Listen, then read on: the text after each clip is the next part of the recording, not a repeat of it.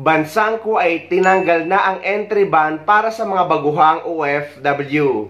Matatandaang sinuspindi ng Kuwait ang pag-i-issue ng mga visa sa mga newly hired OFW noong May 2023. Tinanggal na ng Kuwait ang visa ban nito para sa mga Filipino domestic worker matapos ang isang taon.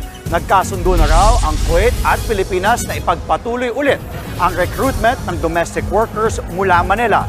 Yan ay matapos ng negosasyon sa pagitan ng Interior Minister ng Kuwait at ng Philippine Overseas Employment Administration o POEA. Bubuo na raw ang dalawang bansa ng Joint Committee na nakatutok sa mga issue ng domestic labor. May 2023 noong sinuspende ng Kuwait ang pag-issue ng bagong visa sa mga Pinoy na domestic worker. Kasunod yan ng pagpaslang sa OFW na si Jubilee Ranara na pinatay ng anak ng kanyang amo.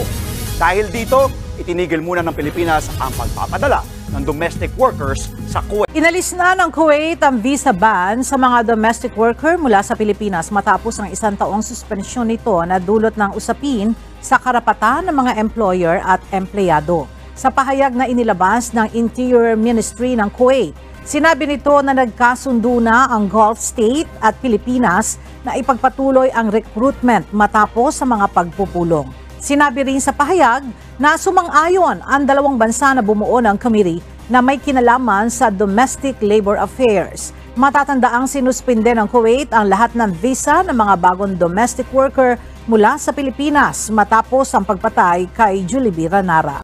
At sana sa pagbuo ng Joint Committee ng Pilipinas at ng bansang Kuwait ay mapag-usapan din ang mga benepisyo ng mga OFW. Dahil guys, kahit madalas ito nababanggit ng Polo Kuwait na batas ang end of service benefits para sa mga OFW na nagtatrabaho doon, ay napakarami pa rin mga OFW ang nagsishare na hindi lahat ng mga employer ay nagbibigay. Lalo na yung mga kababayan natin kaka-for good pa lang sa Pilipinas.